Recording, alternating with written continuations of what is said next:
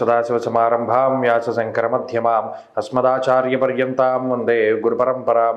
జ్యోతిషాస్త్రాన్ని భావితరాల వారికి ప్రసాదించిన ఋషుల యొక్క పాదపద్మాలకి నమస్కారం చేసుకుంటూ, అలాగే నాకు ఈ జ్యోతిష విద్యను నేర్పిన గురువర్యులు జ్యోతిష బ్రహ్మ కీర్తిశేషులు శ్రీ ఈరంకి సూర్యనారాయణమూర్తి గారు, సూర్యశ్రీదేవజ్ఞ గారి యొక్క పాదపద్మాలకి నమస్కారం చేసుకుంటూ, ఓం శ్రీ మహాగణాధిపతి నమః, శ్రీ గురుభ్యో నమః, హరి ఓం.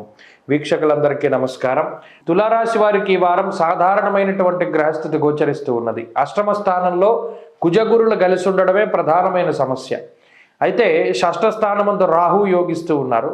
కొంత వక్రించిన శనేశ్వరుడు ప్రతికూలంగా ఉన్నారు కాబట్టి దశమ కేంద్రంలో ఉన్నటువంటి రవి, చంద్రబలం, అలాగే బుధ బలం, ఈ గ్రహాలపైన ఎక్కువగా ఆధారపడవలసినటువంటి పరిస్థితులు, అనగా రవిచంద్ర బుధుల తాలూకు శుభ ఫలితాలు ఈ రాశి వారిలో ప్రధానంగా కనబడుతూ ఉన్నాయి. అయితే ఈ గ్రహస్థితి ఆర్థికంగా గనక ప్రభావాన్ని చూసుకుంటే, అటు అష్టమంలో ఉన్న కుజుడేమో అప్పు చేయమని ప్రోత్సహిస్తారు. స్థాననాశం రుణచ్ఛేదం అష్టమస్తే ధరాసుతే అంటూ ఉన్నది శాస్త్రం. షష్ఠ స్థానంలో ఉన్న రాహువేమో ఎప్పుడో మొండి బాకాయిలను కూడా మీకు తీర్చి ఆయన ఆనందాన్ని కలగజేసేలా చూస్తారు. ఈ రెండింటి వల్లే పోటీ. అటు అష్టమంలోనూ షష్ఠ స్థానంలోనూ ఏర్పడినటువంటి ఈ అర్గళ స్థితి వల్ల సంకట పరిస్థితి ఉంటుంది. ఇది ఒక మిశ్రమమైనటువంటి వాతావరణం. అనగా ఇటువంటి పరిస్థితుల్లో ఏమవుతుంది అంటే, అనవసరమైన వాటికి ధనాన్ని ఎక్కువగా ఖర్చు పెడుతూ ఉంటారు. అటు అవసరమైన వాటిపై కాకుండా అక్కర్లేని వాటి మీద పెట్టుబడి పెడితే తిరిగి రానటువంటి వాటి మీద, డబ్బులు ఎవరికైనా ఇస్తే తిరిగి రానటువంటి వాళ్ళకి డబ్బులు ఇస్తూ ఉండడం, నమ్మి మోసపోతూ ఉండడం, ఉద్యోగం కోసం డబ్బు కట్టి నమ్మి మోసపోతూ ఉండడం ఇత్యాది విషయాలు జరగడానికి అవకాశాలు ఉంటాయి. కాబట్టి ఈ వారంలో ప్రధానంగా ఆయా పరమైనటువంటి జాగ్రత్తలు తీసుకోవాలి. అలాగే కుజగురులు ఎప్పుడైతే అష్టమంలో ఉన్నారో అటు ఆరోగ్యంపై కూడా శ్రద్ధ వహించాలి.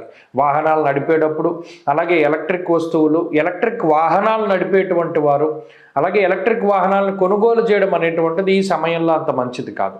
అంతేకాక అటు విద్యుత్తు, అగ్ని సంబంధమైనటువంటి విషయాల పట్ల చాలా అప్రమత్తతతోటి ఉండాలి.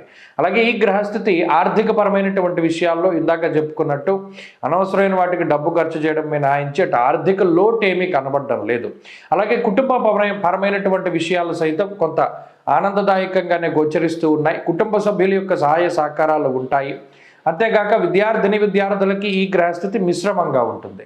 ఉద్యోగంలో ఉండేటువంటి వారికి కొన్ని రకాలైనటువంటి అడ్డంకుల్ని ఈ గ్రహస్థితి సృష్టించినప్పటికీ అధిగమించి ముందుకు వెళ్ళగలుగుతారు.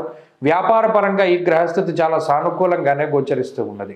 స్త్రీలకి ఈ గ్రహస్థితి ప్రత్యేకించి ఆరోగ్యంపై ప్రభావాన్ని చూపెడుతుంది. ఆరోగ్యపరమైనటువంటి సమస్యలకి అవకాశాన్ని ఇస్తుంది. కాబట్టి ప్రత్యేకించి జాగ్రత్తలు తీసుకోవడం చెప్పదగినటువంటి సూచన. తులారాశి వారి వారం మరింత అనుకూలమైనటువంటి ఫలితాలని సాధించడానికై సుబ్రహ్మణ్యేశ్వర స్వామి వారి యొక్క ఆరాధన చేస్తూ ఉండడం చెప్పదగినటువంటి సూచన. ఈ వారంలో కలిసొచ్చేటువంటి రోజు ఆదివారంగా చెప్పవచ్చును. అదృష్ట సంఖ్య 9, అదృష్ట వర్ణము ఎరుపు రంగు. తదుపరి వృశ్చిక రాశి.